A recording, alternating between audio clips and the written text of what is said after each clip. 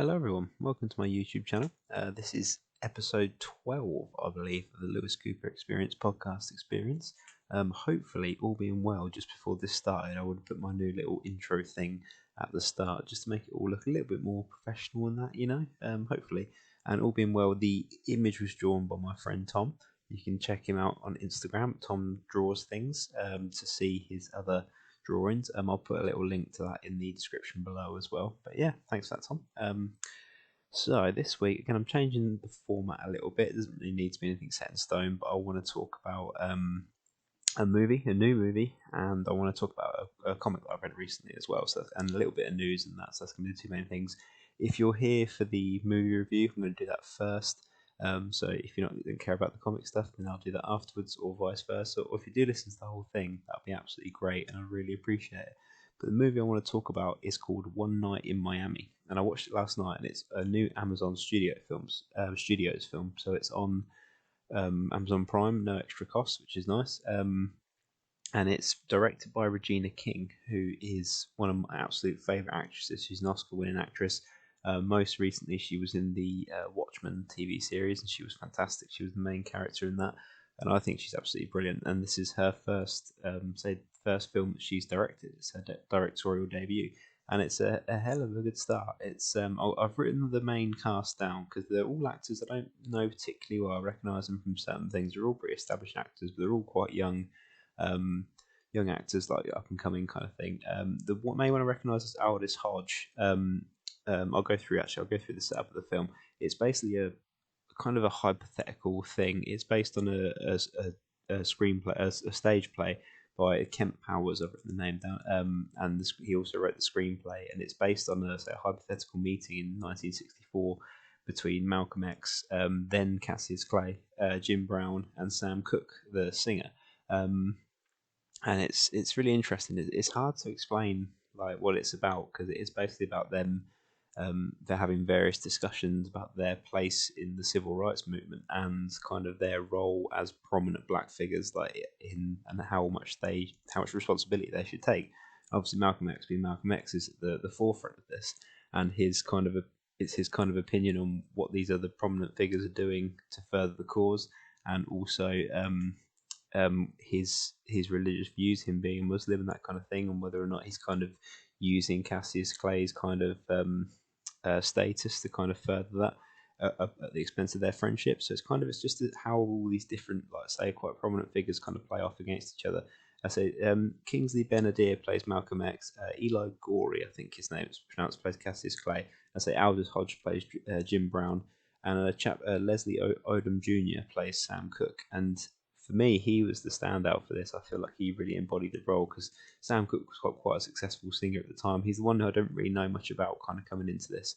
Obviously, Muhammad Ali and Malcolm X are the two best known ones. I know Jim Brown because he goes from being an American football player to being quite a successful actor as well. And I mainly know him from his films and stuff. But Sam Cooke's kind of the big pop singer of the time, and he's kind of trying to make it a bit further as a singer, being more respected. But also, kind of Malcolm X's whole thing is that he doesn't really have a message in his songs that he could put across to his audience. He's more about just pop music and making money and that kind of thing. So this is just kind of about how they all kind of play off together. Like I said, it's a hypothetical thing. I don't know if anything of this description actually happened in real life, but it's one of those films as well. If you don't know it's a play, you can tell it's a play because it's all quite sort of self-contained. Like, obviously, they add bits like they show some of Muhammad Ali or Cassius Clay's boxing matches and that kind of thing. And one thing I really like, because it's not a particularly big budget film, I think it was about 19 million, which obviously that's a lot of money, but in terms of films, it's not. And I like that because I think if you made a film about someone as big and historical as Muhammad Ali and Malcolm X these days, they probably cast quite a big name actor and do some CGI stuff to make them look younger.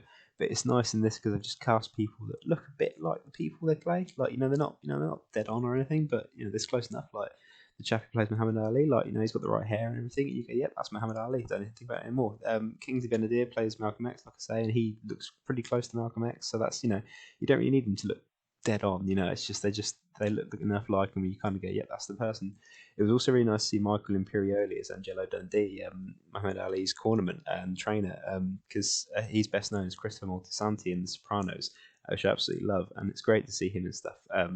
every now and then he pops up in something that's quite good to see. But yeah, it's a really relevant film, and it's a lot of the themes in it, like the racial themes and stuff like that, are obviously still very, very relevant today. Like a lot of these films about the civil rights movements in the '60s and stuff like that, unfortunately, they still seem to be just as, as relevant back then as they are now, kind of thing, which is quite frightening in a way, but also it's quite I don't know, uplifting to see these inspiring people like fighting for the right cause and that kind of thing. But yeah, I found it, and it's not that kind of overly serious a film. Like it doesn't go, it's not particularly sort of intense or anything like that. It is quite an easy watch as well. So I think it really does toe that line of having quite sort of positive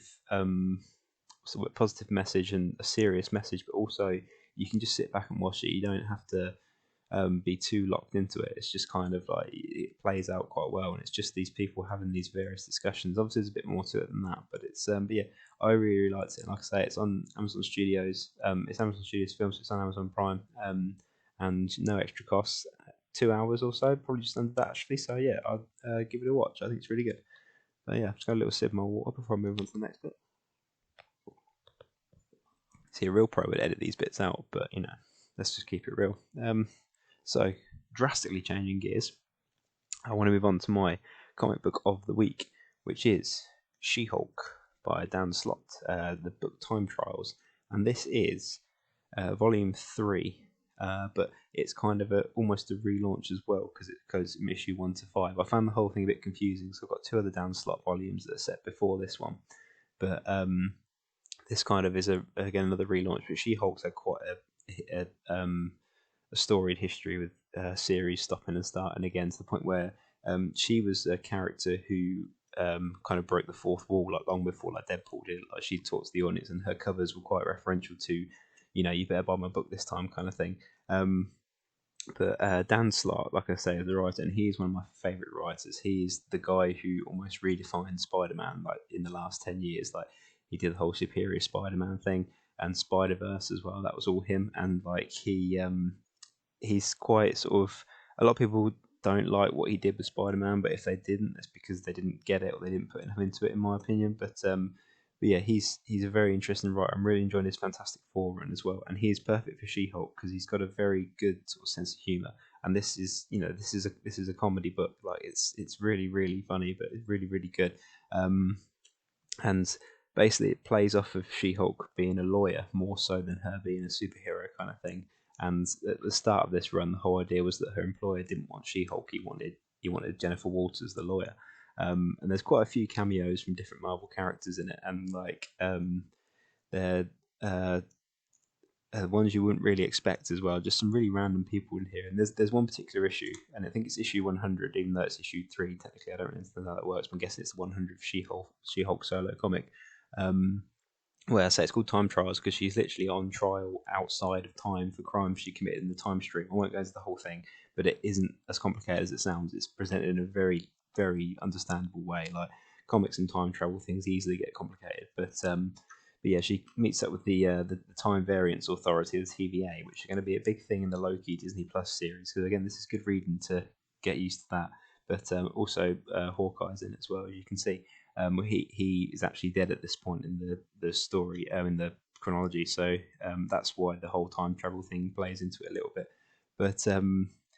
But yeah, so what they do is they kind of bring in characters from different times, and they have different artists drawing different bits, which is really good. And like, I mean, they go back to a time when She-Hulk was like the savage She-Hulk, and she destroyed a whole town. And it's kind of, there's a whole story about her dealing with that and kind of going back, and people not knowing who she is, and her kind of helping to repair with things like that. And then it just gets off into sillier stuff as well. So it really does toe that line quite well.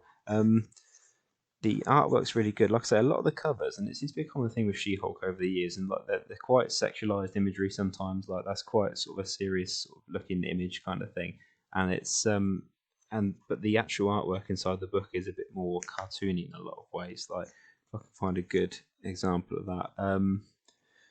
But yeah, it's an interesting thing, like say in history, like I mean, you can see the sort of the standard sort of artwork, which I really like. It really suits the story and the writing style as well. And yeah, and I really hope they use these as the basis for the She-Hulk Disney Plus series. I think the tone of it's just right, where it's kind of her focused on, say, being the lawyer and also being the superhero, and it's kind of quite sort of tongue in cheek, and it's kind of very self-referential. Like they use comic books in this as precedent for law cases and stuff like that, as if like all the stuff that's happened is now in comic book form. But I'm aware how confusing that sounds, but it's really not. But yeah, it's a really good book, really easy to read, really light-hearted. I'd recommend Dan Slott's entire She-Hulk run, and his Spider-Man run, and his Fantastic Four run. And I haven't read his Iron Man run yet, but I'm sure that'd be good as well. But yeah, that is my recommendation for comic of the week, is She-Hulk. So last little bit, we've got some other bits of news. HBO Max released their little trailer for some of the projects they've got coming up in 2021. I think the biggest one is that they're going to release Godzilla vs Kong on their streaming service, which HBO Max is a weird one, because I recently did a Wonder Woman review, which was on HBO Max in America, I think for a month. Like, they got it, I think they still got it now, at no extra cost. But we don't have HBO Max over here, so for us to watch it, you'd have to brave going to the cinema right now. And again, that was only in December, because all the cinemas are closed at the moment over here. Or you have to pay full rental price on whatever you buy films on. That's a lot of money. Like, that's more than considerably more what I'd spend going to the cinema. Like, for me personally, because I had a cinema card back in the old world. But yeah, so it's a weird one. Like, Godzilla vs Kong is, same with King of the Monsters. They're not great films, but they're something to see on the big screen that you really get the full impact of. I mean, I obviously haven't seen Godzilla vs Kong. It could be the best thing ever, but I'm sure I'd enjoy it. But watching it on my little TV behind me there is not as appealing. Plus, if I have to pay sort of full whack to watch it, that's not great for me personally. But I understand that way things are. Hopefully, we'll get some sort of HBO Max thing over here. I really don't know how that works, but yeah. But in more positive news, the Moon Knight Marvel Disney Plus series. For a long time, they've been saying Oscar Isaac's going to be taking the lead role, and that looks to be fully confirmed now. And they've also announced Ethan Hawke as the villain. I don't know what villain he's going to be playing yet, but that's quite good. I like Ethan Hawke. That's quite a big name casting as well.